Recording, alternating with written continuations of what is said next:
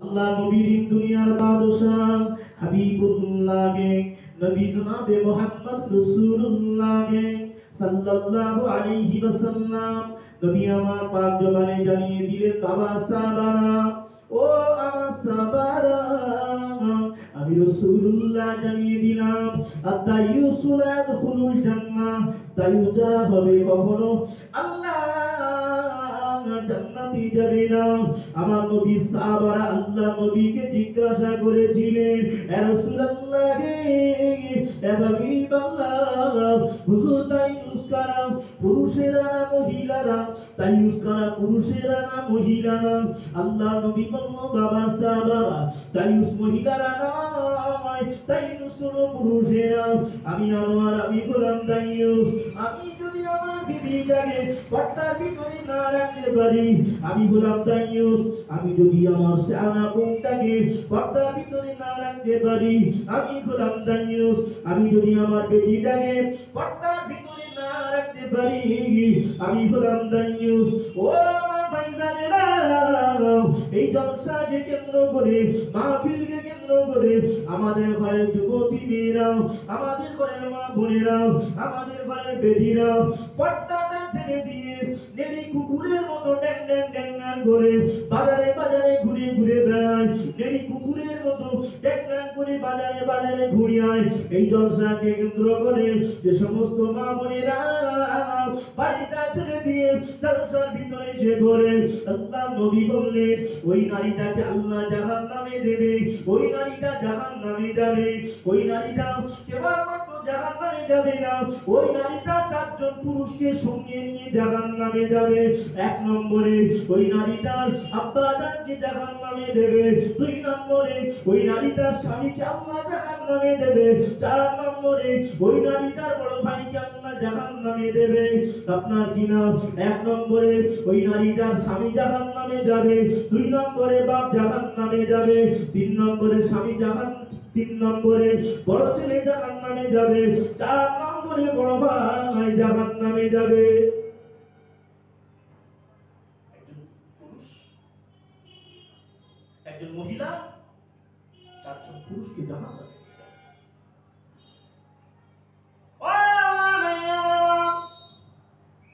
যত বড় নামাজি হন না কেন, নামাজ পড়ে পড়ে কপালে যদি কালো দাগ পড়ে যায়, হাজ করে তুমি যদি বড় হাজি হয়ে যাও, কান খায়রাত করে করে যদি ভিখারি কান হয়ে যাও, রমজান শরীফে রোজা রেখে পেট ও পিঠের চামড়া যদি এক হয়ে যায়, ওই নামাজ, ওই রোজা, ওই হজ, ওই জাকাত কিয়ামতের দিন ঠেকাতে পারবে না। একবার যদি তোমার নামটা তাইয়ুসের খাতায় লেখা হয়ে যায়, ও আমার ভাইসারেরা, তাইয়ুস কখনো আল্লাহ জান্নাতে যাওয়া তো দূরের কথা, তাইয়ুস কখনো আল্লাহ জান্নাতে চৌকা মারতে পারবে না।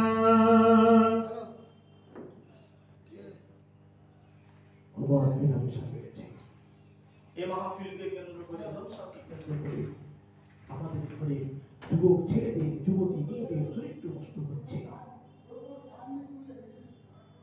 আপনারা যদি সমাজের মাটিতে তুমি আর এক, তুমি মৌলানা সাহেব, তুমি মুফতি সাহেব, তোমার মুখ থেকে যদি না বাহির হয়, তাহলে ও আলেম হয়ে তার সম্মান নেই, ইজ্জত নেই, যদি হকের উপরে তুমি দাঁড়িয়ে না থাকতে পারো। জলসাতে না মাহফিল দেন না, জি বাজার খানা বন্ধ করে মাহফিল দিয়েছে। এই মাহফিলটা তো ফরজ ছিল না, কিন্তু মা বোনেদের পর্দার ভিতরে থাকাটা ফরজ ছিল। অসুবিধা হচ্ছে নাকি আপনাদের? এরা আমি জানি কিছু কমিটি ভাইরা, জলসা কমিটি ভাইরা আমার উপরে রেখে যাবে, কিন্তু কিছু করার নেই। আর সব কথা যদি সমাজের মাটিতে আলিমরা না তুলে ধরে, এই সমস্ত মাহফিলগুলো একদিন মেলায় পরিণত হয়ে যাবে। আমার ভাই জানে না, ও আমাদের ঘরের যুবকেরা, আমাদের ঘরের মা ও বোনেরা, কান খুলে শুনে রেখে দিন। আল্লাহ পাক পবিত্র কোরআন শরীফের ভিতরে জানিয়েছেন, ওয়াকুল্লিল মুমিনিনা ইয়াগুদ্দু মিন আবসারিহিম ওয়া ইয়াহফাযু ফুরুজাহুম।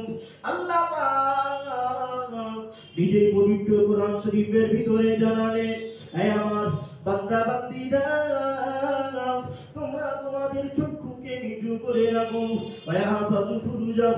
তোমাদের যৌনাঙ্গকে হেফাজত করো।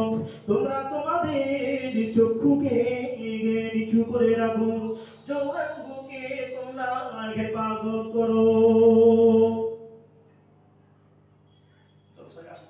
আমার ড্রাইভার ভাই গাড়ি চালাচ্ছে, রাতের বেলা মাঝে মধ্যে লাইটটা উপরে দিচ্ছে, আবার নিচে নামাচ্ছে, উপরে দিচ্ছে, নিচে নামাচ্ছে।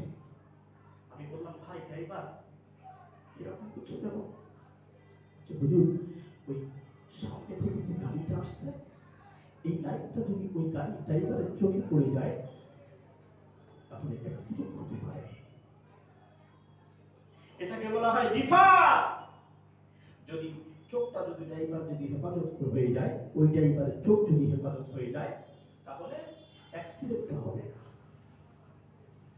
এই চোখ, আপনি যদি আপনার চোখটাকে যদি হেফাজত করেন, আপনি যদি আপনার চোখটা যদি নিচু করেন, তাহলে আপনি জেনা থেকে বেঁচে যাবে। আপনার চোখটা যদি নিচু হয়ে যায়, আপনি কখনো জেনা করতে পারেন না। একজন মানুষের হাত জেনা করে, একজন মানুষের অন্তর জেনা করে, একজন মানুষের চোখ জেনা করে, একজন মানুষের জবান জেনা করে, একজন মানুষের পা জেনা করে। ও আমার ভাইজানেরা, কেমন করে জেনা করে? আপনি যখন কোনো নারীর জন্য রাস্তা দিয়ে হেঁটে হেঁটে সেই নারীটার উদ্দেশ্যে বাইর হবে, ওইটা হলো পায়ের জেনা। ওই নারীটাকে যখন চোখ দিয়ে দেখবে, ওইটা হলো চোখের জেনা। ওই নারীটাকে নিয়ে যখন আপনি মনে মনে ভাববেন, ওইটা হলো অন্তরের জেনা। ও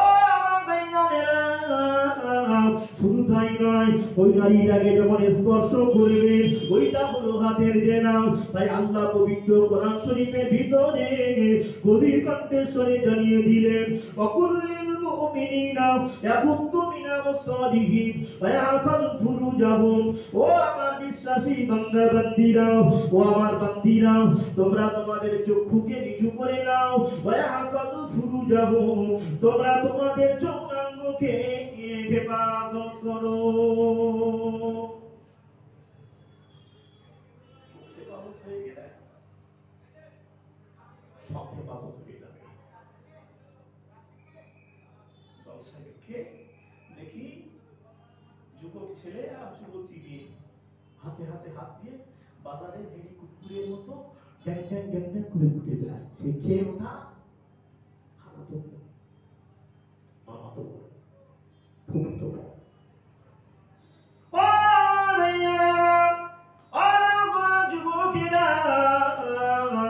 আমাদের ঘরের মা বোনেরা, আল্লাহ নবী দরবারে 1 তারিখে নবী সাহাবী হযরত আলী রাদিয়াল্লাহু তাআলা আনহু আসলেন।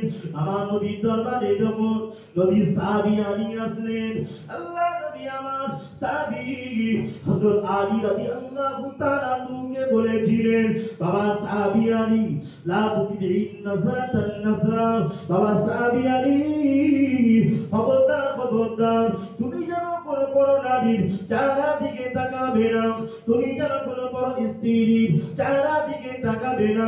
ভুল করে যদি একবার কোনো বড় নারীর বড় স্ত্রীর চেহারা দিকে যদি মুখের দিকে তোমার নজরটা চলে যায়, খবরদার আর যেন দ্বিতীয়বার তাকাবে না। কেননা ফাইন্না লাকাল উলা, ওই প্রথম তাকানোটা তোমার জন্য ক্ষমা, ওয়ালাইসাত লাকাল আখিরা, দ্বিতীয় তাকানোটা তোমার জন্য গুনাহ। প্রথম যে দেখবে ওই একবার ওই দেখাটা তোমার জন্য জায়েজ, দ্বিতীয়বার জন্য ভুল করে তাকাবে না। জি পর্দা আছে।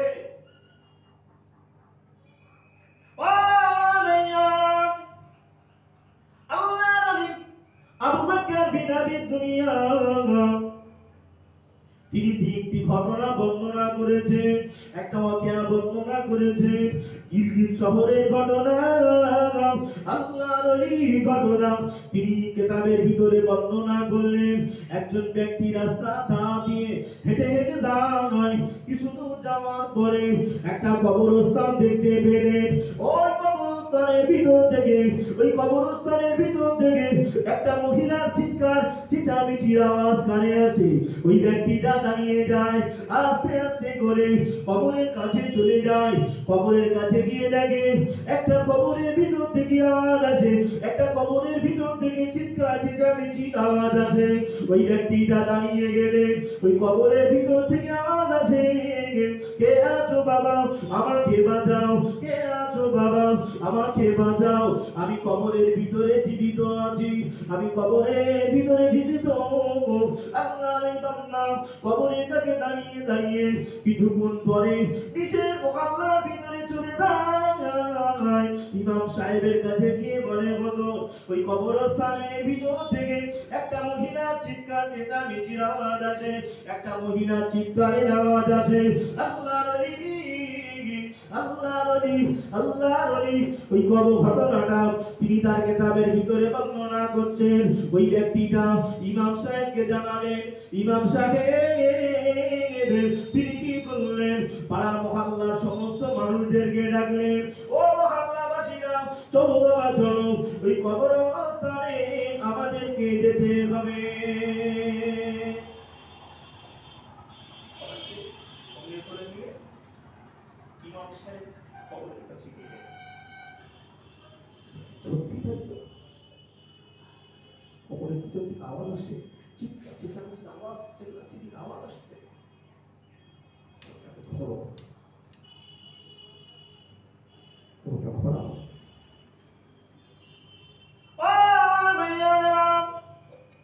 এমন সময় কবরের ভিতর থেকে একটা মহিলা উলঙ্গ অবস্থাতে বাহির হয়ে দৌড় দিয়ে ওই মহল্লার ভিতরে চলে যায় ওই মহল্লার ভিতরে দৌড় দিয়ে চলে যায় এমন সময় দেখতে পাওয়া যায় নিজের বাড়ির ভিতরে ওই মহিলাটা ঢুকে যায় নিজের বাড়ির ভিতরে ওই মহিলাটা চলে যায় যখন ওই মহিলাটা নিজের বাড়ির ভিতরে চলে যায় ওই মহিলাটা বাড়ির ভিতরে গিয়ে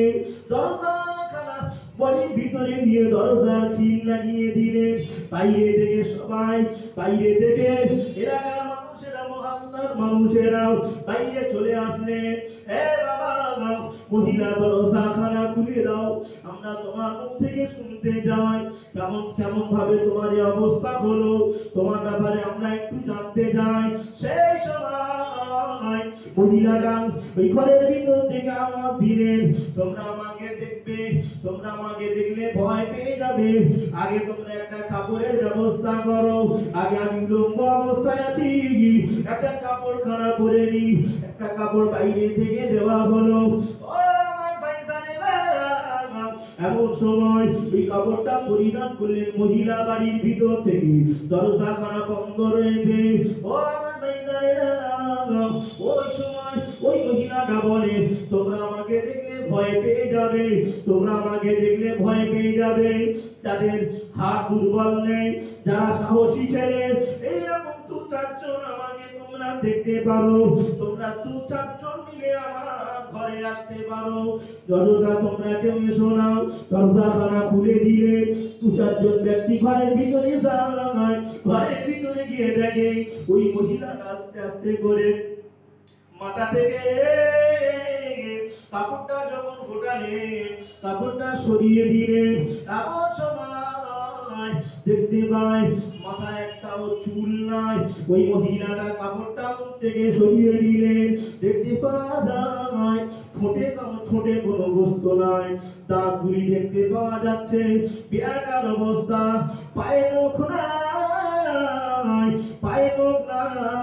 ওই মহিলাটা বিবরণ দিচ্ছে ও মহল্লাবাসীরা শুনে রেখে দাও জেনে রেখে দাও খবরদার তোমরা জানো খবরদার তোমরা জানো ও মহল্লাবাসীরা খবরদার খবরদার তোমরা জানো এইরকম ভাবে বেপরদার সঙ্গে বাড়ি থেকে বার হবে না।